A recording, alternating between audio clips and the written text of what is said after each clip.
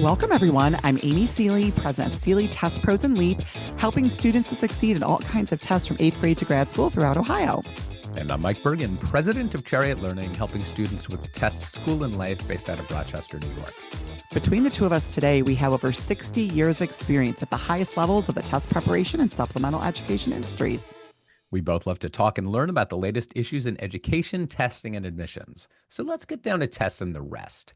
The fascinating independent educational consultant we want to profile today is Ingrid Latham. We're so glad to be speaking with you today, Ingrid. How are you? Thank you so much for having me. I'm excited to be here. So, Ingrid, can you tell us a little bit about where you are and what you do? All right, so I'll start back at the beginning. So when I was at Northwestern University studying engineering, I worked several part-time jobs, and one of them was as a high school math and science tutor for local students. And I found that I really enjoyed working with young adults to help them achieve their goals. So after graduation, 5 years in engineering, my son was born, and I started tutoring again, just kind of on the side and never envisioning that it would turn into a second career. So then my math and science tutoring clients began asking for help with ACT, SAT, college applications. And that led me to learning more about the college process and finding that I really enjoyed that piece of it, which led to my move into college consulting. That's fantastic. So, what was your training like? From the initial part to the point where you felt that you were truly a professional? Right. So I've really found that I've learned the most from my students and their families over the years. And one of the things I've made a point to do is keep in contact with students while they are in college and beyond. LinkedIn has been a great way for me to do that, to see where students end up, because many people who think they're going to major in something end up changing their minds, or they might even change colleges. And I love getting information from primary sources. So all of my students experiencing different campuses and different majors, so that if I have a student who says, I'm interested in healthcare, but I'm not quite sure, and I can go back to my list and say, let's bring up a couple people on LinkedIn and see what they're doing right now, so they can see how an interest in a major translates to an early level career. And then I also learned a great deal from my own son, who went through the college process in 2019. And some of his friends were first generation, and they turned to me for help with applications, financial aid. And my son went through the recruiting process as a college athlete. And that gave me a lot of insight into the NCAA process for the various division. And that's something I've continued to build on. I've worked with dozens of future college athletes, and I also network with an NCAA expert as needed. It's funny.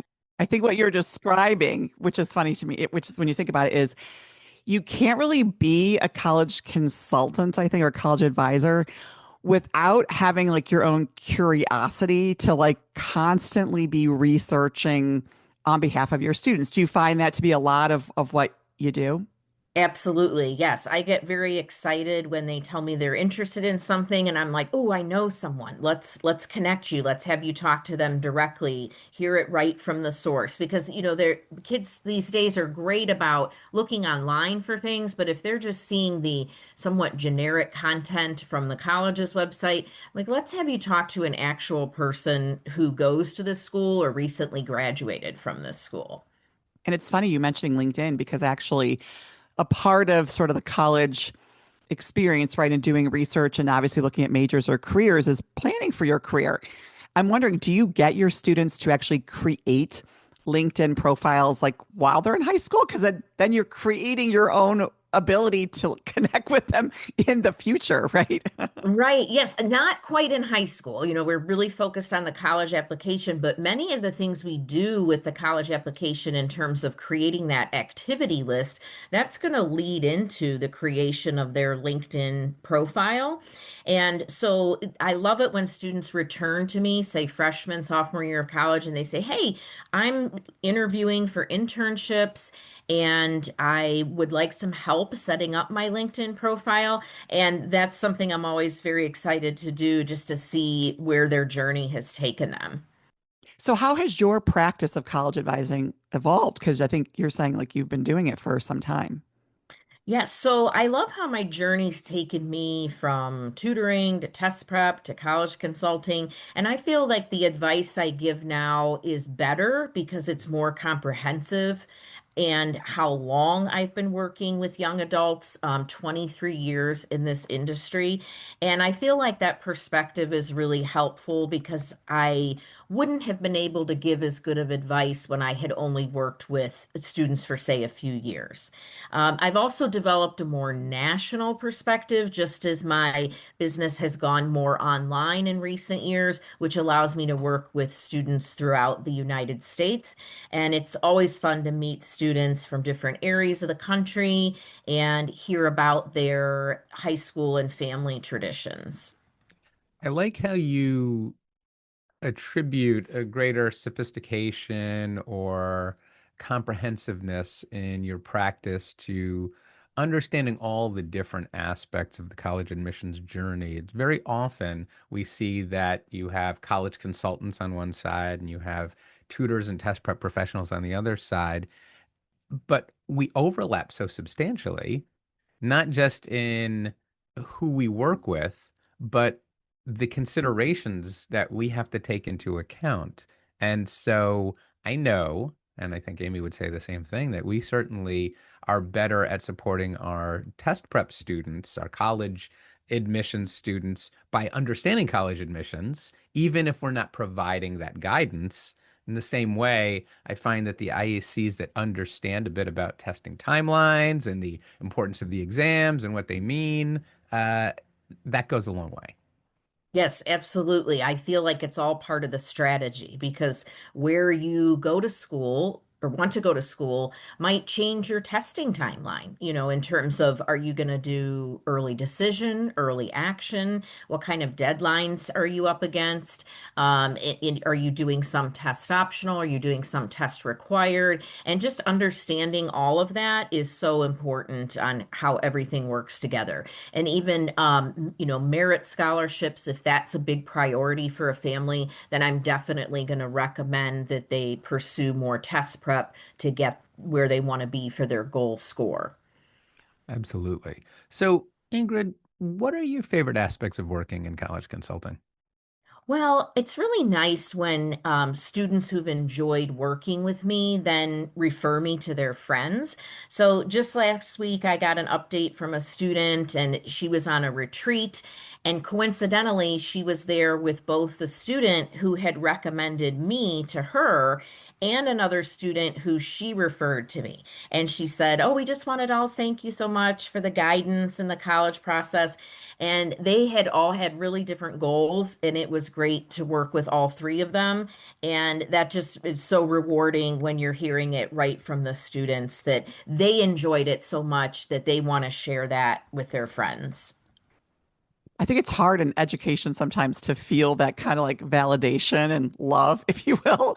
But it's probably one of the best parts is like that feeling of like you do good work, right? And it comes back to you because people then refer you to other people, which, they wouldn't do that if they didn't value, what you've done for them, right?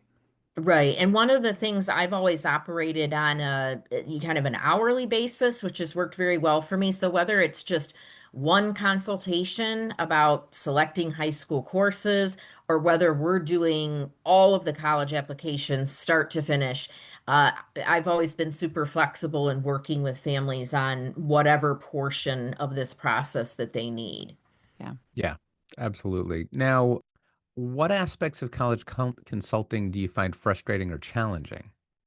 Well, I continue to be amazed at the parents who do not listen to certain aspects of my advice. And they insist that the college process is exactly the same as when they applied 30 years ago.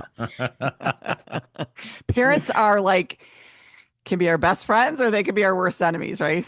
Right. And I try to do a lot of explaining and I encourage them to do their own searching to see that this is really the way it is. So some recent examples like parents convinced that their state's flagship college is a safety school, and that Oh, would be a great backup, Right. when in reality, so many of those have just become increasingly competitive. Or I had another parent who said it didn't matter if her son made any official college visits or attended any virtual admissions events. They would just go visit once they found out where he was accepted. Well, unfortunately, because he hadn't shown any demonstrated interest, which is something most colleges are tracking, he received quite a few denials and deferrals. He just wasn't on their radar at all, and he missed that opportunity for some easy points to strengthen his application. And, I'm always saying start the college process sooner. It's not like it was when we were their age and Christmas break, you're cramming with the typewriter to get With everything the done. typewriter. with the typewriter and the Yes, whiteout, right? And yes. the white. Or if you had a fancy typewriter, it had the auto correct Oh, ribbon in it. yes. Woohoo. Yes. We Yeah, were put we were that. not that well Yeah. resourced. Yeah, so the first round being due in October, it's really so much earlier than the parents are remembering it. And I don't ever want to see students make their senior year so stressful, because they've waited until the last minute and now I had a student, she had to turn down a role in a musical because she had not started her application. Mm, So, and I had been encouraging her to start in the summer, but sometimes there's only so much you can do. yeah. Are there any insights that you would like to share with any sort of current or future independent educational consultants? Yeah, I would say, just like your students are learning, keep yourself in a state of learning. So I talk to anyone and everyone about the path that took them on their career. I follow a couple college admissions journalists and read those articles. And also, I've really enjoyed the Facebook groups that I've gotten involved with. It's such a great community of college consultants and test prep professionals to say, hey, I have a situation, I got a question. What do people think about this? And you'll get 30 opinions right away. They might all be different, but it's really good food for thought on how I'm doing things or what I might want to do differently or what reinforces what my thought was originally. Another option too is attending conferences just to network with other college counselors and even visiting campuses in person. Anytime we are near a college campus, at a bare minimum, we do a drive-through or a walk-through, or I go meet with admissions just to talk to them about the trends they're seeing. So I can actually visualize some of the campuses that my students have been to. And I started making a list, and I think I'm into, might be close to 1,000 now of college campuses that I've visited. Yeah, and the other thing I tell people, get excited about a bunch of different colleges. Admissions has become really unpredictable and your own preferences might change. Like my personality changed a lot from junior to senior year. So, don't get your heart set on any one thing. Keep an open mind. All right. What is something most of your colleagues would be surprised to learn about you? All right, well, I had to think about this one. So, my son, who's now 24, he started a TikTok back in 2018. He's up to about 42,000 followers, and I'm often the cameraman. So, Oh, I rarely appear, but it's been a Hmm. fun thing for us to do together. And I like that he just makes people laugh. so what is this content focused on? Oh, goofiness, I would say. Yeah, yeah. So That's I the focus, goofiness. Yeah, I would say, yeah. Some of my favorites have been when he assigned my mom, who has dementia, to act out certain scenarios. So, like walking out of the police station and saying she was just released from jail. And she really enjoyed that, just kind of following his instructions and being a ham for the camera. How often do you have to fulfill your camera person responsibilities? Not as much as I used to. He's a high school teacher now, so he kind of limits his content. And when he was student teaching, it was all shut down for 6 months. But it's always very last minute. Like, hey, we need to go to Culver's at 8 a.m. to film this fake promotional video, and can you please get me a Culver's meal tonight that I'm going to eat there tomorrow? So, it's pretty last minute. Yeah. Yeah, it's hard to be in film, right? It's you're Oh, waiting for the call and then you got to go. right. Right. Yeah. And I don't know that he's quite a business person because I think he's maybe only made like $15 selling a couple shirts. So, yeah, That's still waiting for that big break, right? So what have you hilarious. learned the most in having to do this videoing of him? Like, what do you think? What's your big lesson learned about videoing someone for TikTok? Oh, well, I'm a decent camera person, I try to get a good angle. I get low. Get low is the thing. That makes for a fun video when you can get right down there. And yeah, but we've had some crazy shoots. He had a bucket of pickles out in Lake Michigan that he dumped in. Some of these are memes that I actually don't even understand. So I'm just kind of following along. But that one, yes, I had to get in the water for that one. So Oh, I wow. guess, coming prepared with proper footwear would be a good advice for a cameraman. Good Yeah. advice for anything. Well, Yeah. that's fantastic, Ingrid. We could talk about you all day. Unfortunately, we're out of time. Thank you so much for joining us. Well, thank you for having me. If listeners would like to get in touch with you, what's the best way for them to do that? Well, you can find me on the LEAP website, which is LEAP Program, LEAPROGRAM.com. That's 1P. And if you look on the About Us page, you will find me there. Awesome.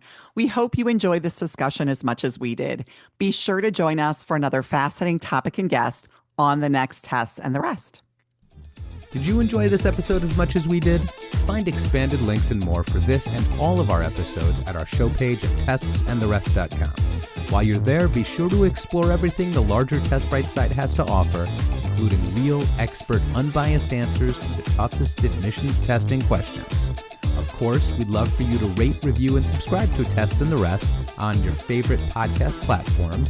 If there's a topic or guest you'd like us to feature, just let us know and spread the word.